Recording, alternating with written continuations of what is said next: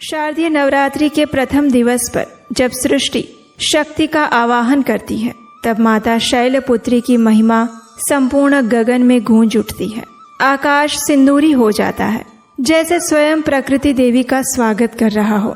शांत, सौम्य और दिव्यता से परिपूर्ण माता शैलपुत्री का स्वरूप साक्षात आराधना का प्रतिबिंब है।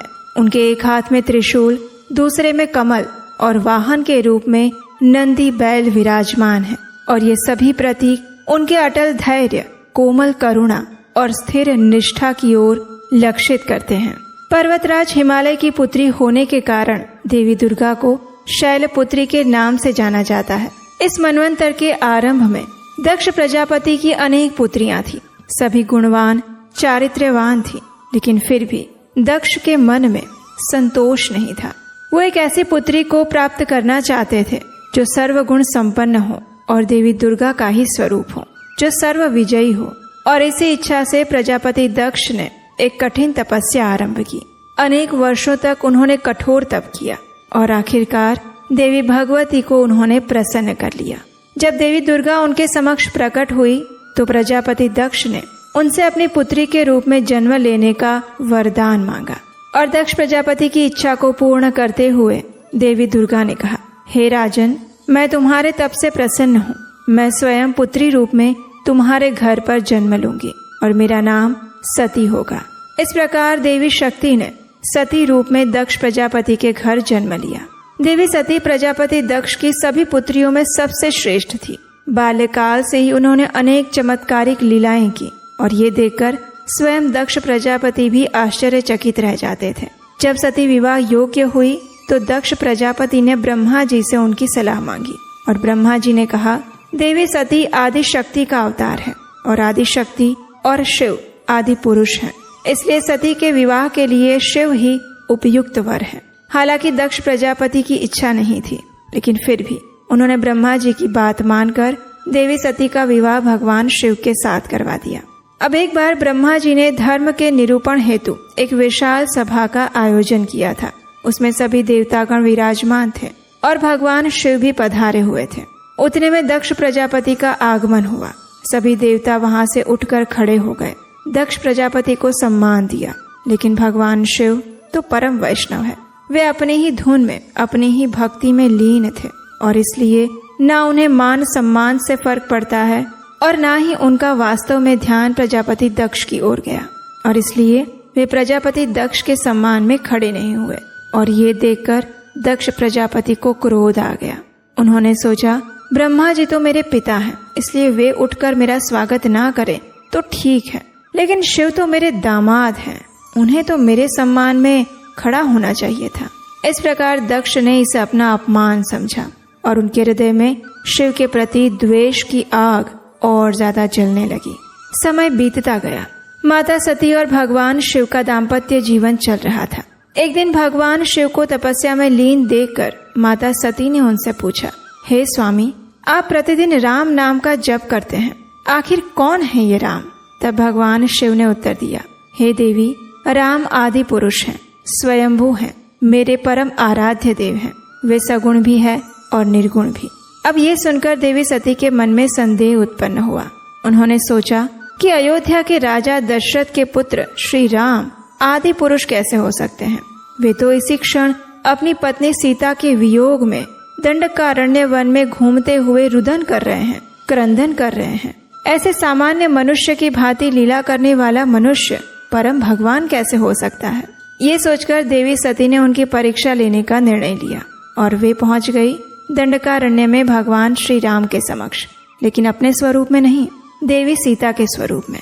माता सीता का स्वरूप धारण करके वे जैसे ही भगवान श्री रामचंद्र के सामने पहुंची, उसी क्षण भगवान श्री राम ने उन्हें पहचान लिया। उन्हें हाथ जोड़कर प्रणाम करके उनसे कहा, हे माता सती, आप यहाँ इस घोर वन में अकेली विचरण क्यों कर रही हैं? भगवान शिव कहाँ हैं? जैसे ही देवी सती ने ये सुना तो वे आश्चर्यचकित रह गई। वो समझ चुकी थी कि ये सच में आदि पुरुष भगवान हैं। वे सिर्फ मनुष्य स्वरूप में लीला कर रहे हैं। इस परीक्षा को लेने के बाद उदास मुख से वे वापस कैलाश पर आ गई और आकर उन्होंने भगवान शिव से सारा वृत्तांत कह सुनाया। और ये सुनकर भगवान शिव ने कहा, हे सती, तुमने भगवान श्री रामचंद्र की परीक्षा लेने के लिए माता सीता का स्वरूप धारण किया था। अब तुम मेरे लिए पूजनीय हो गई हो। अब हमारे बीच पति पत्नी का संबंध नहीं रह सकता। ये सुनकर सती अत्यंत दुखी हुई और भगवान शिव इतना कहकर समाधि में लीन हो गए। अब दिन बीतते गए। एक समय दक्ष प्रजापति ने एक महान यज्ञ का आयोजन किया और उस यज्ञ में उन्होंने सभी देवताओं को आमंत्रित किया। यक्ष, गंधर्व, किन्नर, सभी देवता, असुर, पाताल लोक के निवासी, नाग लोक के निवासी, इस संपूर्ण सचराचर जगत में ऐसा कोई नहीं था जो दक्ष के उस यज्ञ में आमंत्रित ना हो, सिवा एक व्यक्ति के, और वो थे भगवान शिव और देवी सती। जब सती को इस बात का पता चला तो वो दुखी हुई। उसका मन किया कि मैं भी पिता के वहां यज्ञ में जाऊं, और वो पहुंच गई अपने स्वामी भगवान शिव के पास। सती ने भगवान शिव के पास जाकर कहा, स्वामी, मेरे पिता एक बहुत बड़ा यज्ञ कर रहे हैं, हमें भी उस यज्ञ में जाना चाहिए। ये सुनकर शिवजी ने कहा, देवी, आपके पिता ने हमें आमंत्रित नहीं किया है, और जहाँ पर आमंत्रण ना मिले उस स्थान पर नहीं जाना चाहिए। लेकिन देवी सती को अपने पिता के घर जाने की उत्सुकता थी। उन्होंने शिवजी को मनाने का बहुत प्रयास किया और अत्यंत आग्रह पूर्वक उनसे कहा कि वो अवश्य ही जाना चाहती है। जब भगवान शिव के मना करने पर और समझाने पर भी देवी सती नहीं मानी तो भगवान शिव ने उन्हें अपनी आज्ञा दी और नंदी तथा अन्य गणों के साथ उन्हें दक्ष प्रजापति के घर पर जाने के लिए भेज दिया। देवी सती जैसे ही उस दक्ष प्रजापति के यज्ञ में पहुंची तो किसी ने उनका स्वागत नहीं किया और न ही वहां पर उनके लिए कोई स्थान बनाया गया था। वहां सभी देवताओं के लिए हिस्से रखे गए थे, लेकिन भगवान शिव का कोई भाग नहीं था। तब सती ने पिताजी से पूछा, हे पिताश्री, इस श्रेष्ठ यज्ञ में सबके भाग दिखाई दे रहे हैं, लेकिन कैलाशपति भगवान शिव का भाग क्यों नहीं है? ये सुनकर दक्ष प्रजापति ने कहा, पुत्री, मैं तुम्हारे पति को देवता नहीं समझता। वो तो भूतों का स्वामी है, निर्वस्त्र रहता है, अस्थियों की माला पहनता है। वो देवताओं की पंक्ति में बैठने योग्य कहाँ है? वो तो निशाचर है, स्मशान में घूमता है, भभूत लगाता है। इस प्रकार कहते हुए दक्ष प्रजापति ने भगवान शिव की निंदा करना आरंभ कर दिया और भगवान शिव के लिए ऐसे अपमान पूर्वक वचन सुनकर सती को अत्यंत क्रोध आ गया। उनका मुख प्रलय काल के सूर्य के समान दमकने लगा। वे अत्यंत पीड़ा और अपमान से तिलमिलाते हुए कहने लगी, हाय, मैं ये शब्द कैसे सुन सकती हूँ? मुझे धिक्कार है। हे देवताओं, तुम सबको धिक्कार है। तुम भी उन कैलाशपति के लिए ये शब्द कैसे सुन सकते हो जो मंगल के प्रतीक है, जो क्षण मात्र में संपूर्ण सृष्टि को नष्ट करने की क्षमता रखते हैं। वे मेरे स्वामी हैं और नारी के लिए उसका पति ही स्वर्ग होता है। जो नारी अपने पति के लिए अपमानजनक शब्द सुनती है उसे नर्क में जाना पड़ता है। हे पृथ्वी, ध्यान से सुनो। हे आकाश, तुम भी सुनो। देवताओं, मेरे शब्द ध्यान पूर्वक सुनो। मेरे पिता ने मेरे स्वामी का अपमान किया है। मैं अब एक क्षण भी जीवित नहीं रह सकती। इतना कहकर देवी सती ने अपने शरीर की ज्वाला से अग्नि प्रकट की और दक्ष प्रजापति के उसी यज्ञ कुंड में कूदकर उन्होंने अपनी आहुति दे दी। यक्ष के यज्ञ में इस प्रकार देवी सती का अग्निदाह देखकर चारों ओर हाहाकार मच गया। जब भगवान शिव को इस बात का पता चला तो उन्होंने क्रोध में आकर वीरभद्र को उस यज्ञ को नष्ट करने के लिए भेजा और वीरभद्र और भगवान शिव के अनेक गणों ने उस संपूर्ण महान यज्ञ को ध्वंस कर दिया। देवता और ऋषि मुनि भागने लगे और वीरभद्र ने तुरंत ही दक्ष प्रजापति का सिर काट दिया और फिर भगवान शिव वहां पर आकर देवी सती के मृतदेह को लेकर संपूर्ण पृथ्वी पर तांडव करने लगे। वे स्वयं को भूल गए। उन्होंने देवी सती के जले हुए शरीर को कंधे पर रख लिया और सभी दिशाओं में भ्रमण करने लगे। उनके इस अलौकिक प्रेम को देखकर पृथ्वी रुक गई, हवा रुक गई और जल का प्रवाह ठहर गया। संपूर्ण सृष्टि व्याकुल हो गई और भयानक संकट को देखकर सृष्टि के पालक भगवान विष्णु आगे आए।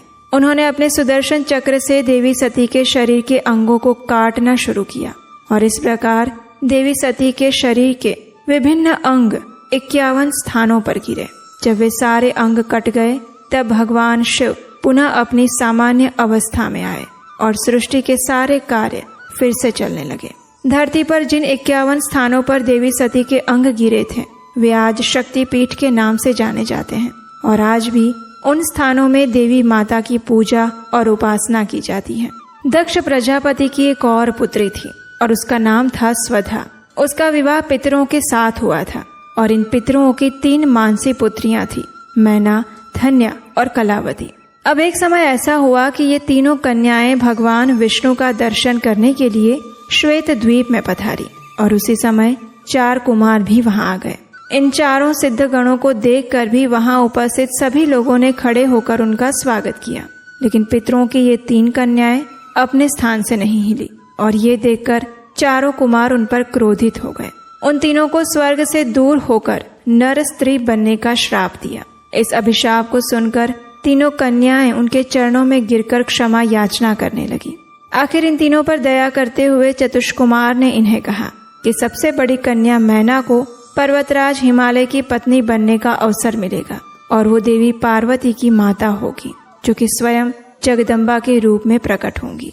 दूसरी कन्या धन्या को महाराज जनक की पत्नी और देवी सीता की माता होने का वरदान दिया और तीसरी कन्या कलावती को वृषभानु वैश्य की पत्नी और देवी राधा की माता होने का वरदान मिला।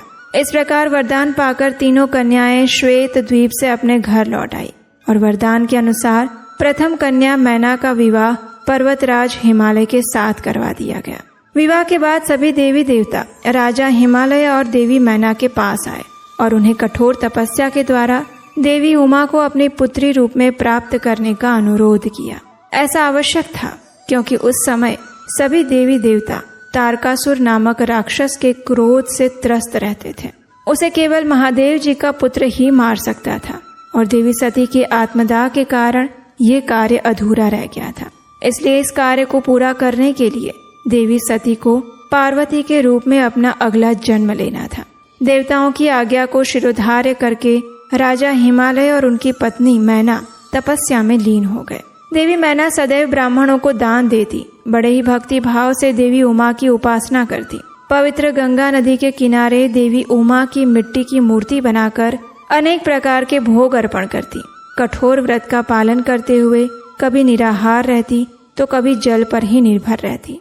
एक समय तो उन्होंने केवल वायु पर ही जीवन यापन किया। इस प्रकार कठोर तपस्या करते हुए उन्हें 27 वर्ष बीत गए। इतने लंबे काल तक तपस्या करने के बाद जगदम्बा उमा देवी मैना से प्रसन्न हुई और तब उन्हें दर्शन देकर वरदान मांगने के लिए कहा। तब देवी मैना ने उनसे आग्रह किया कि वे स्वयं उनकी पुत्री के रूप में अवतार धारण करें।